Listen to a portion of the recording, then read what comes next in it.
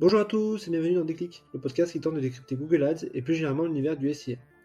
Je suis Jérémy Lacoste, consultant SIA depuis plusieurs années et j'aurai le plaisir d'aborder une fois par semaine une problématique search. Sans langue de bois et toujours avec bienveillance, ambition au cours de chaque épisode est de déconstruire les mythes autour de Google Ads, une plateforme qui vient de fêter ses 20 ans en partageant mes échanges, lectures et retours d'expérience. Pour ce 34e épisode, je vous propose de poursuivre la séquence débutée la semaine dernière sur les variations de KPI avec cette semaine en ligne de mire la dégradation du CPC. Si avec la généralisation du smart bidding chez la plupart des annonceurs, le coût par clic a perdu quelque peu de sa prépondérance dans le pilotage, il reste néanmoins un formidable proxy qu'il convient de monitorer. À lui seul, il renseigne ainsi sur l'évolution de la concurrence, la rentabilité modélisée des mots-clés, ou encore le QS, c'est-à-dire la qualité de l'approche contenue opérée par les annonceurs. Aussi, lorsque les CPC commencent à se dégrader de manière durable, il convient d'y regarder à deux fois pour sinon corriger ces tendances, du moins mettre en place des garde-fous nécessaires. Allez, je compte les points. La première action consiste en l'identification des patterns concernés.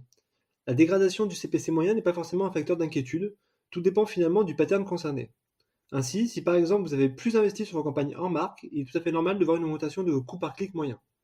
En revanche, analyser l'évolution du CPC au niveau des campagnes ou du sous-segment type device ou localisation constitue une bonne approche pour identifier finalement des dynamiques surprenantes. La deuxième action concerne l'analyse de l'évolution de la concurrence. Lorsque j'identifie une forte dégradation du CPC sur une campagne en particulier, je regarde immédiatement l'évolution de la pression concurrentielle grâce à l'analyse des enchères.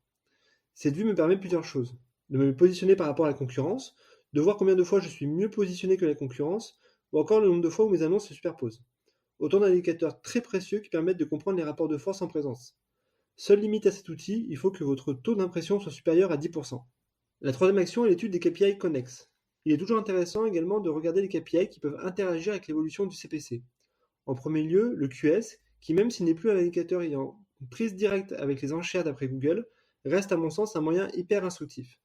Si vous avez un QS médiocre et un CPC élevé, c'est une bonne piste d'optimisation pour essayer de le réduire. Le deuxième indicateur intéressant à analyser est l'évolution du taux d'impression et ses ramifications, le taux d'impression perdu pour cause de budget et de classement. Si ce taux d'impression diminue et que vous voyez vos CPC augmenter, vous êtes clairement confronté à une pression commerciale accentuée. Comment réagir? Augmentation de vos budgets, identification de mots-clés long tail, optimisation de vos parcours web, amélioration de vos annonces. Les pistes sont nombreuses. La quatrième action est l'appréhension de l'évolution de la marge. Si le CPC reste encore le modèle économique standard de Google Ads, il a perdu un peu de sa superbe au fur et à mesure que les annonceurs basculent en smart bidding. Mieux, il n'est finalement qu'un indicateur parmi d'autres qui permet de driver la rentabilité des campagnes. Parfois, il vaut mieux payer cher certains mots-clés dont la rentabilité est décuplée.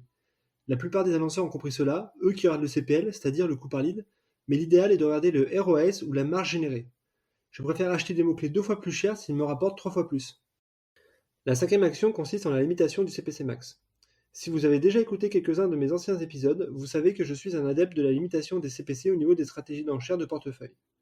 Si je suis dans une situation d'augmentation des CPC avec des CPL qui se dégradent également, je fais d'abord un check au niveau des termes de recherche afin de valider la toujours bonne diffusion sur le spectre sémantique ciblé. Puis je vais baisser de 10% le CPC max. Cela envoie un signal positif à court terme à l'algorithme et permet ainsi d'arrêter cette dynamique inflationniste. Et enfin, la sixième action est l'optimisation du tunnel. C'est clairement l'action moyen terme à entreprendre. Je reste persuadé que nous devons agir dans un contexte de marché inflationniste et qu'il faut donc travailler encore plus les éléments entrants et sortants. Côté entrant, il s'agit d'optimiser à la fois nos annonces pour se démarquer de la concurrence tout en évitant la surpromesse, mais aussi optimiser la couverture sémantique en évitant les déchets et en ne diffusant que sur des mots-clés qui vont générer du business. Pour ce faire, il faut analyser toutes les semaines vos termes de recherche. Côté sortant, il s'agit de diminuer le nombre de clics SIA nécessaires pour aboutir à une conversion, autrement dit proposer une expérience client et un tunnel de vente le plus qualitatif qui soit pour le client, sans friction et avec le plus de réassurance. Finalement, en travaillant sur l'amélioration de vos taux de conversion, vous vous armez contre l'augmentation du CPC. Pour résumer, l'augmentation du CPC est à relativiser en fonction de l'évolution aussi de la rentabilité ou de la marge générée. Si les coûts par clic se dégradent de 10% mais que la marge progresse de 20%, alors c'est plutôt positif. Néanmoins, plus globalement, il faut s'attendre à évoluer dans une dynamique inflationniste concernant les CPC, avec d'un côté une démocratisation forte de Google Ads, qui voit de nouveaux annonceurs tester ce canal, et d'un autre une automatisation grandissante des comptes dont le driver numéro 1 n'est plus la diminution des CPC. Voilà, ce 34e épisode touche déjà à sa fin, j'espère que vous avez eu le déclic. Comme toujours, je suis preneur de vos retours, propositions de sujets en commentaire ou par message privé sur LinkedIn. D'ici là, prenez soin de vous, et si vous me cherchez, vous savez où me trouver. Sur Google bien sûr, allez, à la prochaine!